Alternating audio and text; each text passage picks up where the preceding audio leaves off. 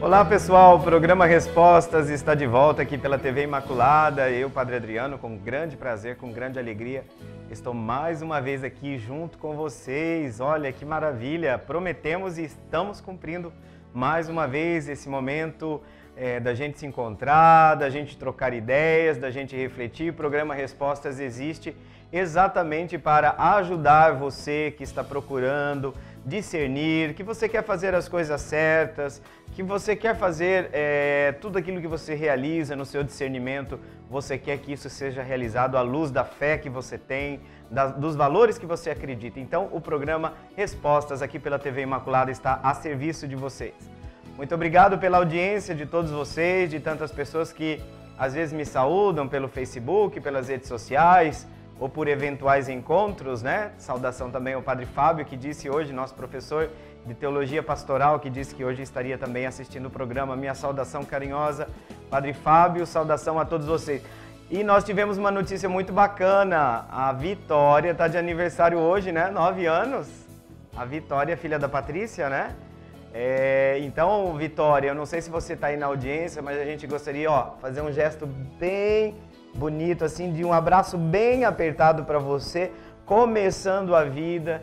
Que Deus te abençoe, que Deus te ilumine, e aquela bênção que o Padre vai dar no final do programa também é especialmente para você. Parabéns, tá? Que você continue essa menina linda, essa menina de Deus, essa menina que está buscando sempre fazer o bem, né? E ser alguém que traz luz para todo mundo. Tá bom, Vitória? Grande abraço aqui do programa Respostas. Nossa saudação carinhosa. Como vocês sabem, o primeiro momento do nosso programa, nós fazemos uma reflexão a partir de um texto que é colocado à disposição de vocês, é o que nós vamos ver. E nós estamos naquele documento, olha só, nós já fizemos toda a leitura do documento anterior, que era Lumen Gentium, o documento do Concílio Vaticano II, que refletiu sobre a Igreja. Esse era o tema. Agora, nós passamos para um outro documento, olha só, passamos para um outro documento e nós estamos na sequência da numeração desse novo documento. Como se chama esse documento? Gaudium et Spes, Alegrias e Esperanças. Esse documento também do Concílio Vaticano II trata sobretudo das relações da Igreja com o mundo atual. E de fato, na leitura do tema de hoje, nós vamos perceber que a Igreja observa atentamente as mudanças na ordem social, no contexto da nossa sociedade. É claro que nós estamos falando dos anos 60, o concílio foi de 63 a 65, mas observem, uma igreja, a gente encontra na Gaudium et Spes uma igreja atenta aos sinais dos tempos como ela mesma nos convida. Então vamos acompanhar agora aí a leitura desse texto e nós já voltamos na continuidade para a reflexão. A condição do homem no mundo atual, transformações psicológicas, morais e religiosas. A transformação da mentalidade e de estruturas põe muitas vezes em questão os valores admitidos, sobretudo no caso dos jovens. Tornam-se frequentemente impacientes e, mesmo com a equitação, rebeldes, conscientes da própria importância na vida social, aspiram a participar nela o mais depressa possível. Por este motivo, os pais e educadores encontram não raras crescentes dificuldades no desempenho da sua missão. Por sua vez, as instituições, as leis e a maneira de pensar e de sentir herdadas do passado nem sempre parecem adaptadas à situação atual. E daqui provém uma grave perturbação no comportamento e até nas próprias normas de ação. Por fim, as novas circunstâncias afetam a própria vida religiosa. Por um lado, um sentido crítico mais apurado purifica de uma concepção mágica do mundo e de certas sobrevivências supersticiosas, e exige cada dia mais a adesão a uma fé pessoal e operante. Desta maneira, muitos chegam ao mais vivo sentido de Deus.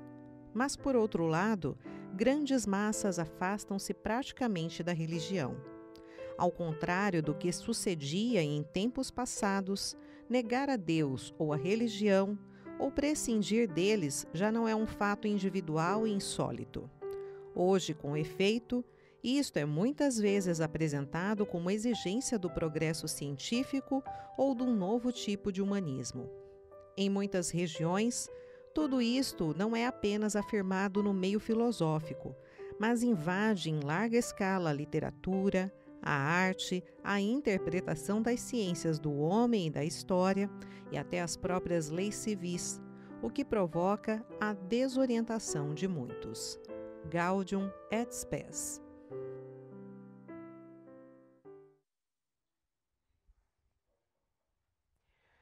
Como vocês perceberam, nós estamos diante de uma realidade nova no contexto de visão entre o diálogo que a igreja estabelece com o mundo. Ficou claro para nós no Evangelho, quando Jesus diz que aos discípulos, e isso se reflete para nós também, que vocês estão no mundo, mas vocês não são do mundo. Nós não podemos ignorar nenhuma coisa e nem outra. Por quê? Porque aqui é o cenário da nossa história de salvação. Deus não nos salva fora do contexto em que desenvolve-se o nosso caminho para Deus ou o nosso afastamento dele.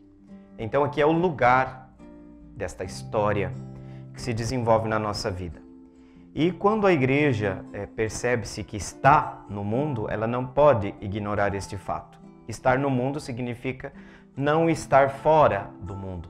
Não alimentar um tipo de espiritualidade que tem muita gente que gosta, de uma espiritualidade que nos deixa alienados. O que é alienar-se, né? Colocar-se por fora, como se nós fôssemos, no fundo, uma bolha neste mundo. Tanto que na continuidade desse documento, por muitas vezes, o próprio concílio vai dizer que não somente o mundo recebe influência dos cristãos, mas como o contrário também acontece. E vocês percebem que existe uma análise um pouco minuciosa dessas transformações que estão acontecendo. E um aspecto que eu já comentei com vocês num dos programas passados, a Igreja evita no Concílio Vaticano II dois extremos. O extremo do conciliarismo, no sentido vamos nos conciliar, tudo que é novo, esses tempos novos, que bonito, tá tudo muito bem, obrigado. Não. Por outro lado, o outro extremismo, né? É o pessimismo apocalíptico, né? Não, nós não podemos dialogar com o mundo, porque o mundo não presta, porque, né? E nós temos essa visão bastante negativa, né? Da modernidade, da pós-modernidade, com contínuos anátemas, como se Deus não estivesse agindo também no mundo, como se o Espírito não estivesse agindo também no mundo. Então, diante desses dois extremos, qual que é a opção do Concílio Vaticano II? Prudência, prudência e caldo de galinha, dizia nossa avó. Nunca é demais, né, Fábio? Prudência e caldo de galinha. A igreja diz o seguinte, tem luz, mas também tem sombras. Olha que bonito. Para que precisamos ter extremos? Para que extremismo, né? Olha que bonito. Então, o que a igreja está dizendo aqui? Que esse desenvolvimento, a modernidade, a era da industrialização, trouxe muitos avanços no campo da comunicação, no campo da indústria, no campo do desenvolvimento de muitas nações, porém o concílio não deixa de dizer que existem alguns problemas, sim. Existem algumas coisas que estão absolutamente fora, né, daquilo que é o projeto de Deus. Então, qual que é o critério para a igreja dizer isso é certo, isso não é certo? Não é o subjetivo nosso. É a consciência da igreja, iluminada pelo Espírito, que escuta a palavra, sobretudo o Evangelho. Então, como é que a igreja sabe dizer que isso é luz e isso é sombra? Baseado no quê? A igreja diz isso é luz, ilumina, corresponde ao Evangelho, alimenta a dignidade das pessoas, traz paz. Bora para frente. Ah, não, isso aqui acaba ferindo a dignidade humana, isso aqui não vem de Deus, isso aqui não corresponde à vontade do Cristo, não corresponde à sua vontade expressa nos evangelhos. Qual que é o critério? É o que eu digo, a escuta da palavra, a escuta da tradição. E aqui este critério é fundamental. Cristo é não só aquele que fundou, mas é o fundamento perene da nossa fé. Então, nossos critérios não são baseados em critérios de partido político, não é baseado em linha política nem de direita nem de esquerda. Existem dentro dessas diversas linhas, não tocando os campos extremistas que devem ser sempre, sempre combatidos, seja de um lado, seja do outro, elementos que ora correspondem ao Evangelho, ora em outros aspectos não. Agora, existe um partido e uma linha perfeita que traz o paraíso aqui na Terra? Absolutamente não. Nós não podemos funcionar com esses critérios de uma ideologia de partes. Nosso critério é o Evangelho de nosso Senhor Jesus Cristo. Nosso critério é a palavra de Deus, nosso critério é a tradição, é aquilo que Deus revelou na sua palavra e que nós assumimos, inclusive, como projeto de vida. Não só no nível macro, mas no nível pessoal da vida de cada um de nós. Eu acredito que vocês que estão participando desse programa, vocês querem caminhar de acordo com a luz de Deus, A gente quer fazer o bem, a gente quer ser pessoas de bem, a gente quer construir o reino de Deus naquilo que a gente pode. Apesar de que nós vamos sempre contar com o caráter de provisoriedade daquilo que acontece aqui nesse mundo. Por quê? É aquilo que eu dizia para vocês no início dessa reflexão. Nós estamos no mundo, mas nós não somos do mundo. Então, para onde vai a nossa meta? Nossa meta vai para a comunhão plena com Deus, onde tudo se fechará e nós encontraremos, então, a plenitude. Então é motivo de muita alegria a gente perceber que a igreja está nos convidando não uma espiritualidade evasiva, Não uma espiritualidade de quem quer fugir do mundo, dos problemas, das situações. É o que eu sempre dizia. Eu sempre digo, vamos fazer como um avestruz, enfiar a cabeça dentro de um buraco e dizer que as coisas estão bem, O negacionismo, que é muito perigoso, Por que a gente nega algumas coisas? Porque elas não correspondem àquilo que nós temos de ideia da realidade. Por quê? O que é uma ideologia? É a formatação da realidade.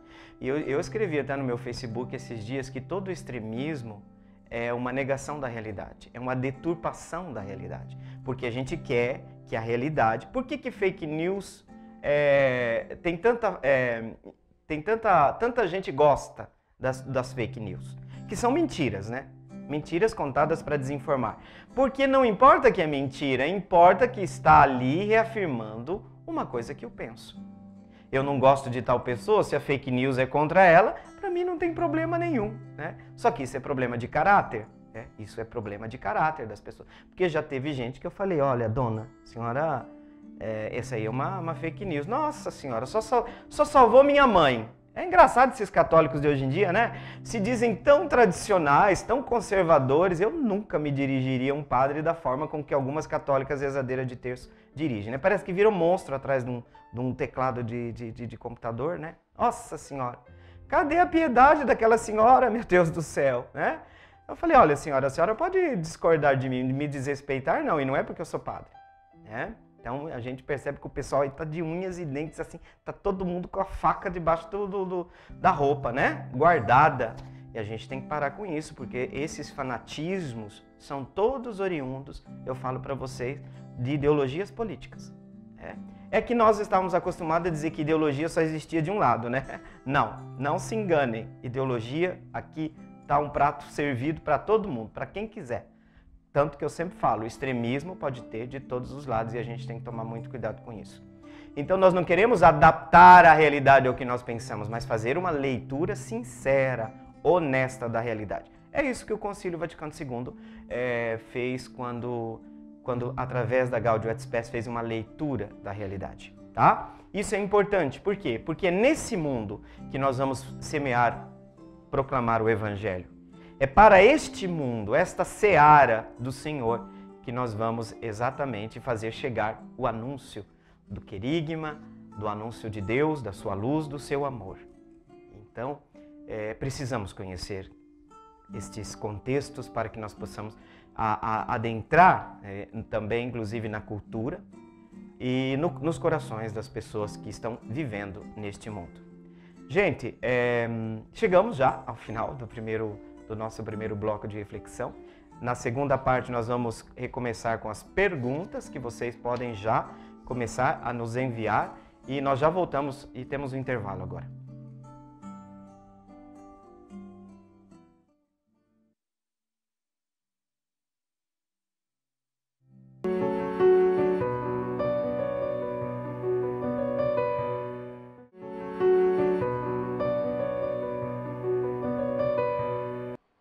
fica em casa até agora para bater nele?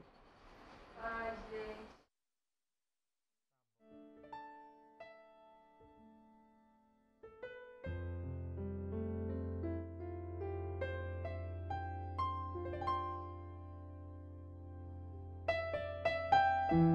Muito bem, de volta, a gente promete e cumpre. Que coisa boa, né? Então, gente, a Vitória, ação de graças hoje, a Vitória Antônia tá fazendo 9 aninhos, né? A mamãe veio logo cedo ali. Padre, lembra da minha filhinha? Que coisa boa, né, Patrícia? Parabéns, né, por esse dom de Deus que é a Vitória.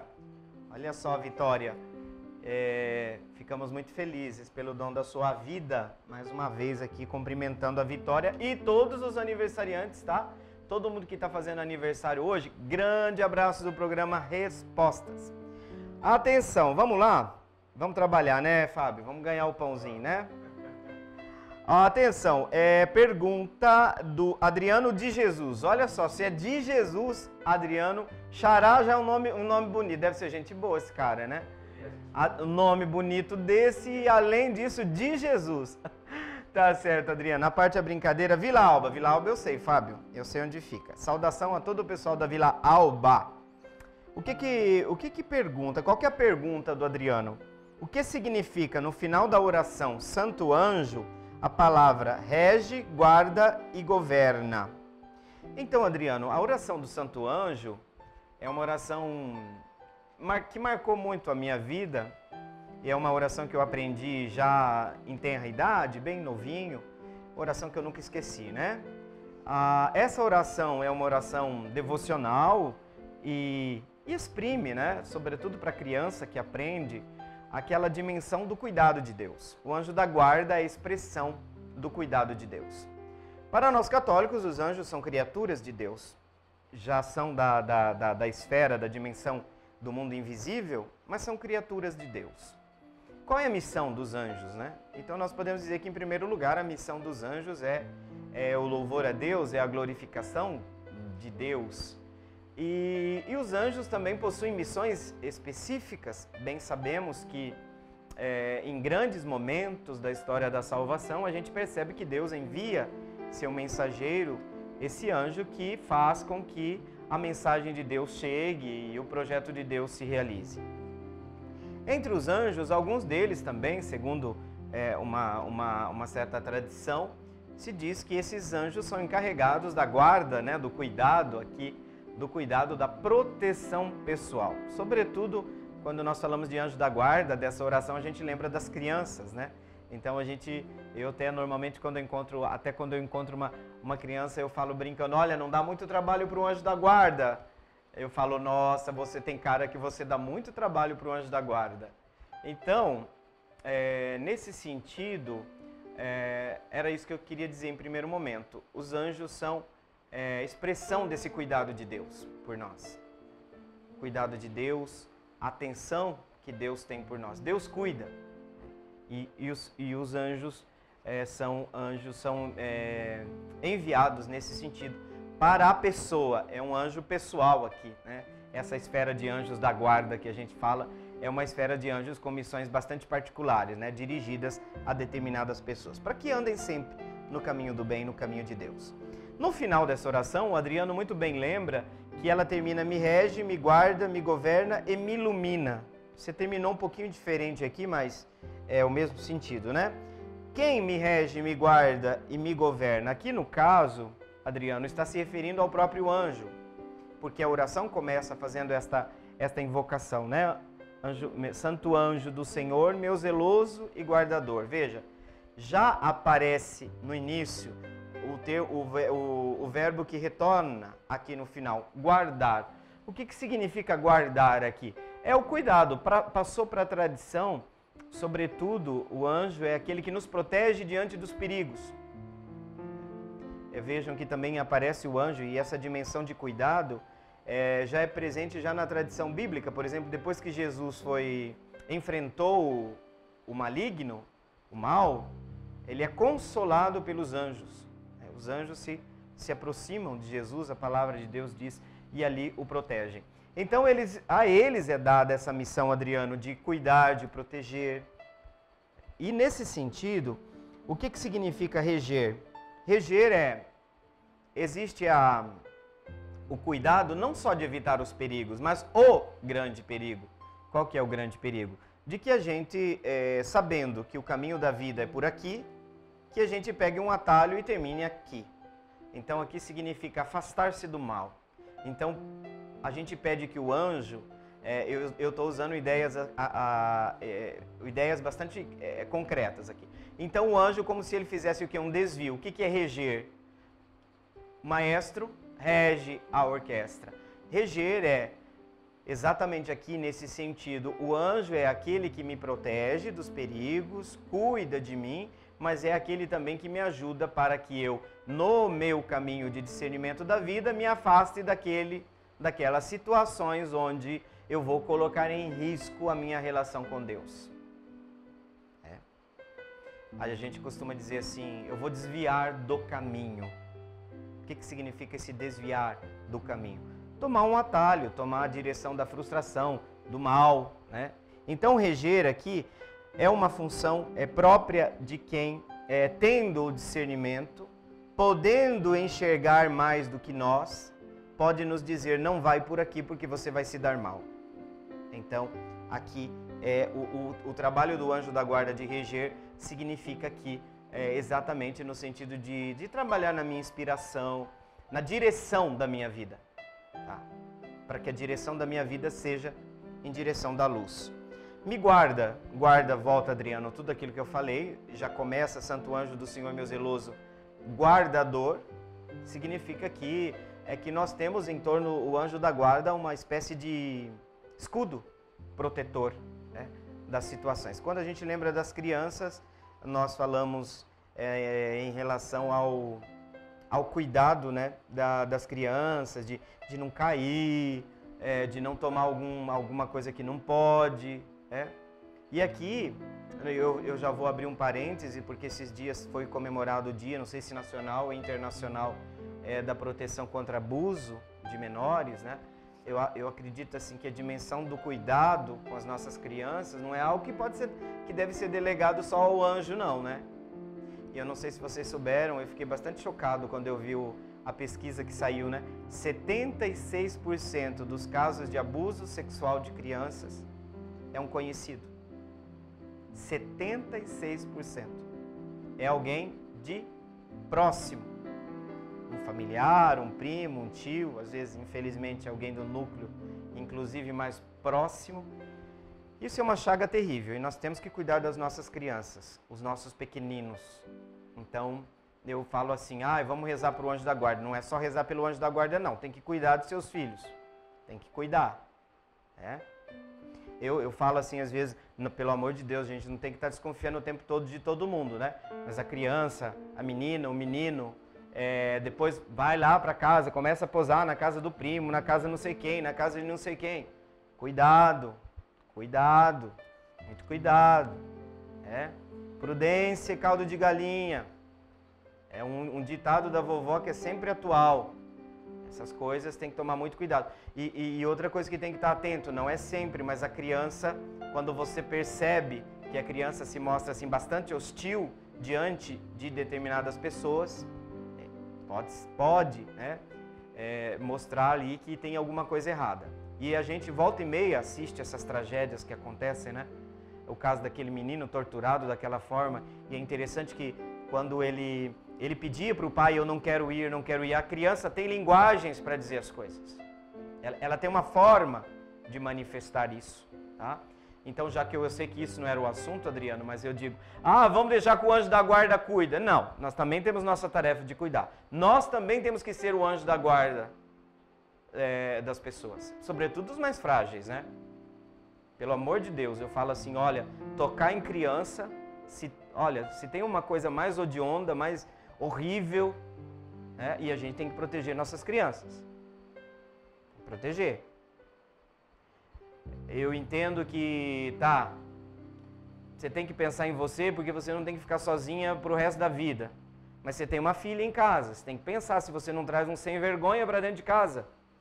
Porque infelizmente tem mães que optam viver o amor e os filhos, né? E daí? Esses filhos têm culpa de ser colocado no mundo? Então a gente tem que tomar muito cuidado com essas coisas. Infelizmente a gente tem que falar dessas coisas. São chatas? São. O ideal é que nem precisasse falar, né? Ninguém quer se intrometer na sua vida, mas você em primeiro lugar tem que cuidar dos seus filhos. Primeiro lugar. Porque Deus vai pedir contas. Deus vai pedir contas. Como vai pedir contas do padre também da comunidade que ele serve. Vai pedir contas. Aguarda e governa. Ô Adriano, governa. Está na linha do reger. Governar, o que é governar? Né? Aquele que conduz, que me ajuda. Está todo nesse sentido. Não só de me proteger dos males físicos, mas também de todos aqueles males que rondam, né? A nossa vida espiritual, a nossa relação com Deus. Aqui trata, assim como o reger, como missão do anjo da guarda, o governar é isso, é a questão da orientação, o oriente que eu dou para a minha vida. Por isso que as igrejas antigas eram, eu não sei se isso tem essa tradição ainda hoje, mas em muitos lugares, a porta da igreja, a direção é do Oriente, porque do Cristo veio do Oriente, né? Onde está lá a Terra Santa, e lá é o Oriente. Então Cristo é aquele que me orienta. Da onde vem a palavra orientação? Então a gente pede para o anjo da guarda que nos dê orientação. Porém, eu quero fazer um adendo aqui, tá, Adriano? Me permita. Nós temos que tomar cuidado, porque esse trabalho de reger, de iluminar, de governar é em primeiro lugar do Espírito Santo, não do anjo da guarda. Você sabe que na nossa fé a gente tem hierarquias de verdades, né? Então tomar cuidado, porque o primeiro grande trabalho de nos guiar no caminho da vida é do Espírito Santo, não do anjo da guarda. Mas o anjo da guarda tem essa missão aí já mais direta, ligada à própria dimensão do cuidado pessoal com a gente, tá? Mas não colocar nas costas do anjo da guarda aquilo que é responsabilidade nossa, tá? Eu digo brincando para as criancinhas que têm cabelo enrolado. Sabe por que o seu cabelo é enrolado? Porque quando você está dormindo, o anjinho não tem nada para fazer, aí ele fica lá fazendo assim no seu cabelo, ó. Ai, ai, ai, olha só. E quem não tem, né? Aí fica chateadinho, talvez, né? A criança que não tem o cabelinho enrolado, e daí? Deve ser porque... pode ser, vamos dar uma desculpa. Os seus sonhos são muito pesados, e aí o anjo da guarda fica trabalhando. Então, por isso, você que tem cabelo liso é porque você não dá descanso pro anjo da guarda nem quando você está dormindo, viu? Olha só. Brincadeira, gente, brincadeira. Vamos lá. Essa próxima pergunta muito oportuna. A Carla, do Vilas Boas. Hoje é todo mundo do Vilas Boas? Olha só. A Carla também é do Vilas Boas. Vila só de gente boa, né? Deve ser, né, Fábio? Vilas Boas, só de gente boa. Aí eu falo pro pessoal lá, quando vem visitar o santuário, eu falo, olha, gente, bem-vindos, aqui tá cheio de gente boa. Tirando os defeitos, esse pessoal é muito bom, muito bacana. Ai, quem não é assim, né? Quem não tem defeito, né, padre? Eu tenho muitos, meu Deus. Queria ter menos. Vamos lá, Carla pergunta, padre, o que significa Pentecostes? Olha só. Carla, muito oportuna a sua pergunta, porque a celebração desse final de semana, que tem que ser vista dentro do mistério pascal, né? É interessante que Pentecostes é o desdobramento da celebração do mistério pascal. Melhor dizendo, é a coroação de todo o mistério pascal. No mistério de Pentecostes, nós, biblicamente, identificamos um grande evento que acontece lá no início do cristianismo, que marca para sempre a vida da igreja, a vinda do Espírito Santo sobre a igreja reunida no cenáculo, com os apóstolos, com a Virgem Maria, com a comunidade nascente. Então esse é um evento de ordem escatológica. Escatológica, o que significa isso, padre? Que abre para a humanidade uma nova fase. Jesus volta à direita do Pai e agora o Espírito vem para realizar aquilo que é específico, de modo especial, da sua missão. E nesse sentido nós vivemos esta nova etapa da história da salvação, que é o tempo do Espírito, que pode ser chamado também tempo escatológico ou fim dos tempos e tempo da igreja. Então existe uma relação muito grande da ação do Espírito com a missão da igreja. E Pentecostes, Carla, a palavra penta vem de 50, porque exatamente, liturgicamente, Pentecostes acontece segundo o calendário litúrgico que nós programamos, ele vem 40 dias após a ressurreição de Jesus, após a Páscoa, a ascensão de Cristo, 50 dias depois, a vinda do Espírito Santo. Veja que coisa linda, né? 50 dias, a palavra Pentecostes, Carla, vem de 50, penta, né? Pentacampeonato. Lembra disso? Pessoal que gosta de futebol aí. Então, a numeração quer dizer 50 dias. E eu gosto sempre de dizer, terminando esse bloco, Carla, que o período de preparação para a Páscoa é a Quaresma é 40. A Páscoa, 50. Isso quer dizer o que para nós?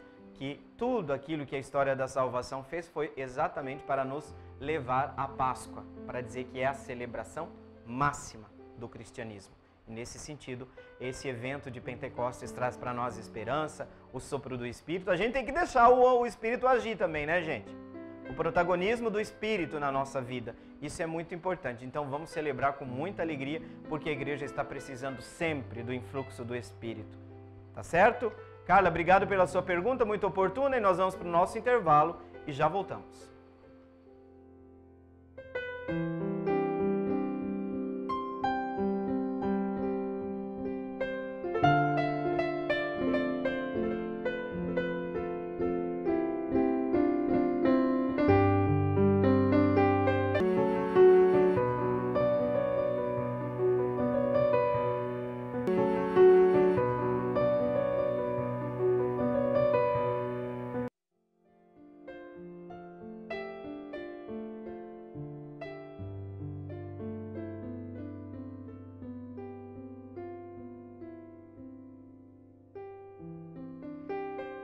Bem, nós estávamos falando no no bloco anterior sobre Pentecostes. Era uma pergunta da Carla e a gente falava ali da importância que tem o Espírito Santo na vida da igreja. Isso porque quando, não sei se vocês lembram que eu falei no início, qual é o critério, qual é o fundamento no qual nós avaliamos as coisas para ter um discernimento. Então, sobretudo, para ter o discernimento justo, nós precisamos, por exemplo, um dos poderes de ação do Espírito. Tá? O discernimento, quando a palavra de Deus, Paulo diz que nós precisamos ter o discernimento no Espírito. O que significa isso? Exatamente, se trata de um discernimento onde eu me deixo iluminar pela luz do Espírito. Nesse sentido, o Espírito Santo é muito importante na nossa caminhada, na nossa vida de igreja. Nós não nos deixamos reger pelas leis, nesse sentido, meramente humanas, e ainda que essas leis sejam importantes e fundamentais para nós que estamos neste mundo. Mas o cristão é aquele que se deixa conduzir pelo Espírito. E é interessante que a próxima pergunta continua nessa linha. A pergunta do João, lá da Vila Almeida, é sobre os dons do Espírito Santo. O João pergunta quais são os dons do Espírito Santo. É interessante, João, que essa é uma pergunta que volta e meia ela aparece, e nós podemos dizer que tudo aquilo que o Espírito Santo faz dentro da comunidade, ao espalhar, ao conceder os dons, né, é exatamente o quê? Sempre com o objetivo da construção da comunidade. O Espírito Santo não age para inflar o ego das pessoas, não age para estrelismos. O Espírito Santo age para nos despertar para a missão, para a realização. A gente diz assim que o reino de Deus vai caminhando, ele é peregrino, nós estamos na dimensão da provisoriedade. Porém, ao mesmo tempo, nós podemos dizer que o reino de Deus já está nesse mundo. Ele está em gradual desenvolvimento, mas ele já está agindo. Por isso que esse reino se realiza também por ação do Espírito Santo. É o Espírito que conduz o mundo, conduz a igreja para Deus, conduz a igreja para a comunhão plena com Deus, né? Então veja, por que 7 dons? O 7 na Sagrada Escritura e na simbologia, para nós é um símbolo da perfeição. Então, 7 quer dizer aqui todos aqueles dons que nós precisamos, que são suficientes para que nós sejamos capazes de cumprir a missão e, ao mesmo tempo, encaminhar-se para a plena comunhão com Deus, porque é o Espírito que realiza a união, a unidade. Exatamente, essa também é uma semana de oração pela unidade dos cristãos. Pena que, infelizmente, não pega em muitos lugares, né? Porque tem muita gente que não sabe nem o que significa ecumenismo. é tanta ignorância no sentido de desconhecimento, né? Que, por exemplo, agora eu vi pouquíssimas iniciativas nesse sentido. Essas iniciativas, elas estão mais claras da cúpula da igreja do que nas bases, né? O discurso do ecumenismo, ele está truncado. E eu vejo que muitos de nós ainda estão vivendo aquele embate medieval, né? Entre contra-reforma e reforma, e a gente gosta de levar adiante essas coisas, infelizmente, mas não é isso que o Espírito pediu para nós como igreja a partir do Concílio Vaticano II. Não é isso. Né? E eu vejo que até o nosso curso de teologia, eu conversava com alguns professores esses tempos, que os documentos, a Veritatis Gaudium, que é um documento que fala sobre o curso de teologia católica, as orientações da Santa Sé, fala exatamente da importância do ecumenismo dentro do próprio currículo, mas também como um espírito que anima o diálogo, que anima essas tentativas de unidade entre os cristãos. É claro que eu não estou falando de diálogo interreligioso, que seria entre distintas religiões. Aqui, no caso, também um elemento muito importante. Papa Francisco diz: sem o diálogo não tem a paz. Então, é difícil dialogar? É difícil. Mas se a gente renuncia ao diálogo, a gente compromete a paz. Tá? A gente compromete a paz. Então, aqui é um dos elementos que a gente precisa entender, que a missão do Espírito é de unidade, né? Fazei de nós um só corpo e um só Espírito. Veja, a ação do Espírito que age para transformar o pão no corpo de Cristo, o vinho no seu sangue, é o mesmo Espírito que alimenta a unidade da igreja. E, aliás, eu diria que hoje em dia o nosso problema não é nem só com quem não é católico, mas dentro do próprio catolicismo, o espírito cismático, né, de grupos sectários dentro da igreja hoje são muito fortes. E eles ganharam as redes sociais, têm influência muito grande, inclusive, sobre os nossos jovens, às vezes sobre seminaristas. É uma pena, é um perigo muito grande. Eu espero que os bispos estejam bastante atentos, porque esse espírito sectário, ele está muito presente, né? Tem um cisma velado aí, né? Acontecendo em andamento, mas a gente precisa tomar muito cuidado. E a ação do Espírito é exatamente a ação da unidade do corpo de Cristo. Essa é uma das ações. Então, o 7 quer dizer que os dons que nós precisamos, os dons suficientes, a perfeição dos dons que nos chegam através do Espírito. Quais seriam eles? O primeiro é o dom do conselho. Eu já vou citar os 7, né? Nós temos o dom do conselho, da piedade. Tem uma certa ordem, né? O conselho, o entendimento, a fortaleza, a sabedoria, a piedade, ciência e temor de Deus. São 7, tá? São 7, como você muito bem lembra, né? O espírito do conselho, o espírito como dom do conselho, esse espírito que sustenta a própria comunidade na orientação para a vida, e nesse sentido o conselho é um dom fundamental na nossa vida, né? O dom do conselho, enquanto nos coloca como mensageiros, né, das orientações de Deus para poder também ajudar quem precisa caminhar para Deus. O entendimento, nós precisamos do entendimento. É interessante que ver o entendimento não como um fruto de um raciocínio, mas é um elemento espiritual também, né? Você não tem entendimento. Significa que o entendimento não é simplesmente um ato da razão, mas o entendimento é aqui uma capacidade mais integral de compreensão. Por exemplo, tem uma hora que Jesus diz assim: quando vier o Paráclito, ele vos conduzirá à plena verdade, dizendo que agora vocês não são capazes de entender. Às vezes tem coisas que, por exemplo, numa certa idade a gente não diz para o filho, porque ele não tem condições naquele momento de reelaborar aquilo e entender. Então o dom do entendimento também é um dom necessário para a vida da comunidade, da vida da igreja, porque a gente está precisando, inclusive, muito de entendimento. Fortaleza, gente, fortaleza é um dom que nos sustenta para que as adversidades da vida não nos levem ao desespero. A fortaleza é esse dom que nos leva assim a dizer: poxa vida, quando eu achei que eu não tinha forças, Deus nos trouxe, nos deu essa força, né? Nossa, eu achei que eu não ia conseguir. O que foi isso? Foi a ação de Deus.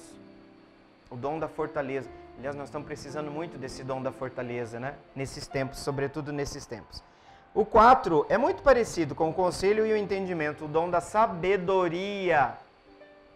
Que aqui eu também repito, não se trata simplesmente de uma faculdade da razão, que é capaz de raciocinar de maneira lógica e equilibrada.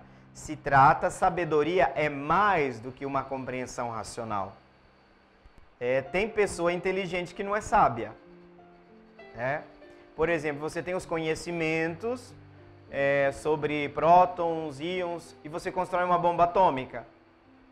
É uma relação de um conhecimento que foi levado para construir uma arma mortal, mas nisso não tem sabedoria. Então a gente precisa distinguir conhecimento de sabedoria. Sabedoria é já essa dimensão sapiencial da existência, e os livros sapienciais da Sagrada Escritura, que são na sua maioria colhidos das tradições populares, dos ditos, né, exprimem uma sabedoria de vida, onde a pessoa é capaz de, no determinado momento, entender as coisas de maneira abrangente, né, de maneira sapiencial. Gente, nós precisamos muito de pedir o dom da sabedoria. Sobretudo agora, num tempo onde a gente engoliu a pílula da verdade, todo mundo sabe tudo, todo mundo já é sinal de que essa pessoa não tem sabedoria. O sábio é uma pessoa que se sente sempre necessitado, porque é um dom divino, hein? É um dom divino. Não é algo que eu tenho nato em mim. Precisa ser pedido.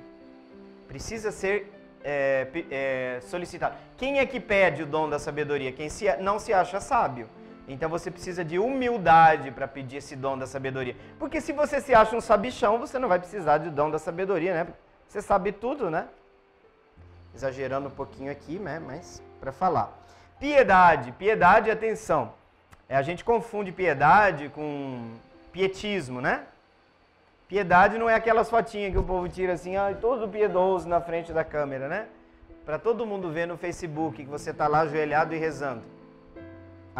Cada um faz o que quer da vida, né? Mas, meu Deus do céu, não pode estar rezando um texto que já tem que aparecer na TV. Que é isso? Então, piedade é muito mais do que isso, né? Espírito de piedade, pedir para nós.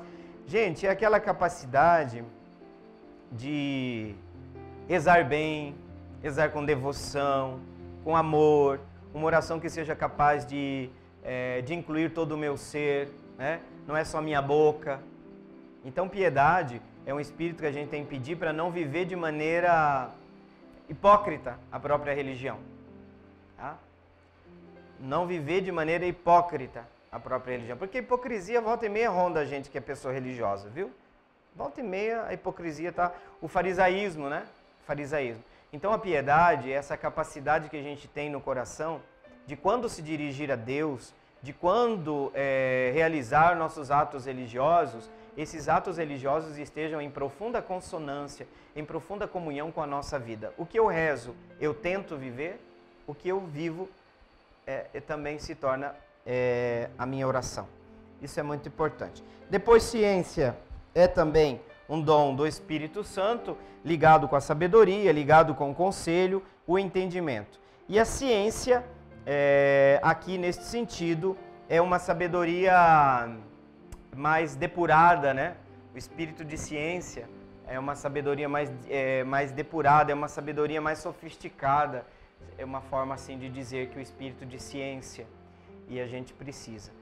Até porque, gente, nossa fé e a nossa razão não estão absolutamente em oposição, segundo a nossa fé. Né? Não estão absolutamente em oposição. Tanto que você tem problema você agradecer aos médicos, porque a equipe médica trabalhou muito bem por curar uma pessoa e ao mesmo tempo agradecer a Deus? Não, absolutamente. Não existe nenhuma oposição entre as duas coisas, tá? Não existe. E depois o último, que também tem uma confusão grande que o pessoal faz, temor a Deus. O que o pessoal fala? Padre, temor a Deus, o que é? Medo de Deus? Né? Vejam, eu trago uma comparação muito próxima da nossa vida, né? Por exemplo, quando você tem um avô ou um pai, né? Ou uma mãe que você tem muito respeito, né?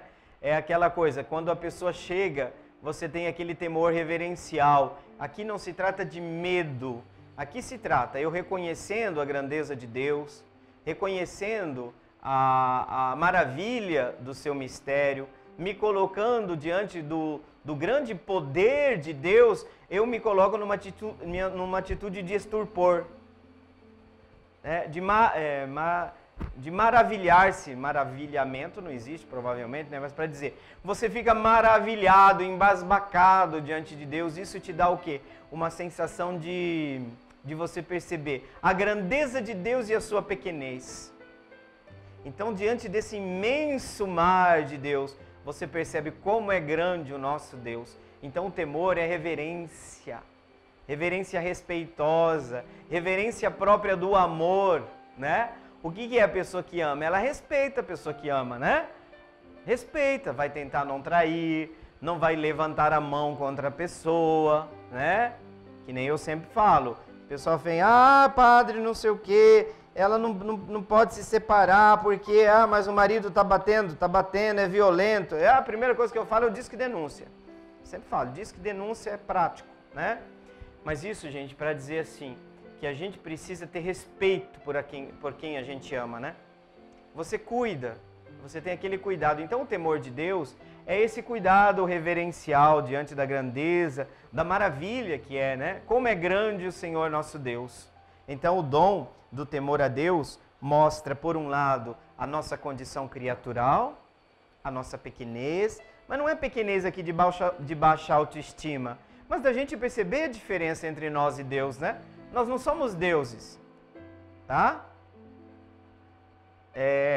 Deus, temos que marcar esta distância entre nós e Deus, mas não é distância, eu quero dizer, esta diferença, melhor dizendo, entre nós e Deus, porque a gente se maravilha. E é muito parecido, por exemplo, não sei vocês, a primeira vez que eu vi o mar, eu tive essa sensação. Eu falo que eu fiz uma experiência mística diante do mar, a primeira vez que eu fui.